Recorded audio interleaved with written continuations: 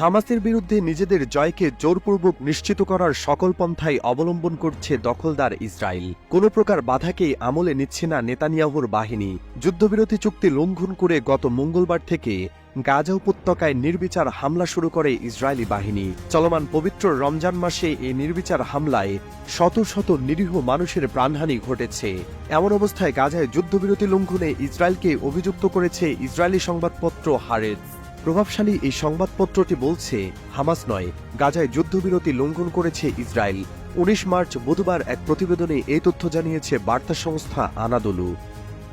বার্তা সংস্থাটি বলছে, ইসরায়েলি সংবাদপত্র হারেটজ বুধবার গাজা যুদ্ধবিরতি চুক্তি লঙ্ঘনের জন্য প্রধানমন্ত্রী বেনিয়ামিন নেতানিয়াহুর সরকারকে অভিযুক্ত করেছে।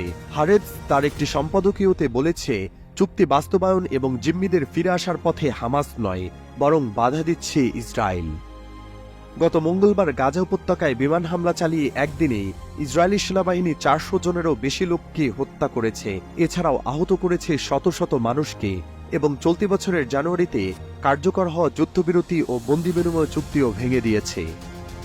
ইসরায়েলি সরকার দাবি করেছে, যুদ্ধবিরতি বাড়ানো এবং ইসরায়েলি বন্দীদের মুক্তি দেওয়ার সমস্ত প্রস্তাব হামাস বারবার প্রত্যাখ্যান করার কারণে নতুন করে এই হামলা করা হয়েছে।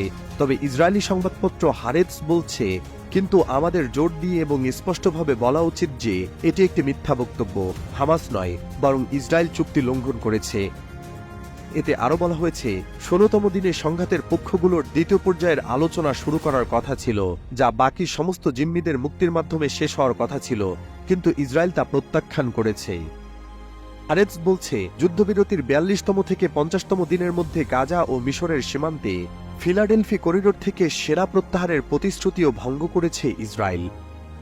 সংবাদপত্রটির বক্তব্য, তাছাড়া ইসরায়েল ঘোষণা করেছে যে তারা গাজায় মানবিক সাহায্য বন্ধ করে দিচ্ছে এবং সীমান্ত ক্রসিং বন্ধ করে দিচ্ছে। জ্বালানি মন্ত্রীর গাজায় ইসরায়েলের সীমিত পরিমাণে বিদ্যুৎ সরবরাহ বন্ধ করার সিদ্ধান্তের মতো এই সিদ্ধান্ত চুক্তিতে ইসরায়েলের দেওয়া প্রতিশ্রুতির স্পষ্ট লঙ্ঘন করেছে। কারণ চুক্তিতে বলা হয়েছিল, দ্বিতীয় পর্যায়ের আলোচনা যতক্ষণ চলমান থাকবে ততক্ষণ সাহায্য প্রবেশ অব্যাহত থাকবে। এছাড়া গাজায় নতুন করে আক্রমণ চালানোর উদ্দেশ্য ছিল জিম্মি, জীবিত এবং মৃতদের মুক্তি দেওয়া বলে নেতানিয়াহু যে দাবি করেছেন সেটিকেও আরেকটি মিথ্যা বলেও নিন্দা জানিয়েছে হারেটজ। সংবাদপত্রটি জানিয়েছে, এটি আরেকটি মিথ্যা।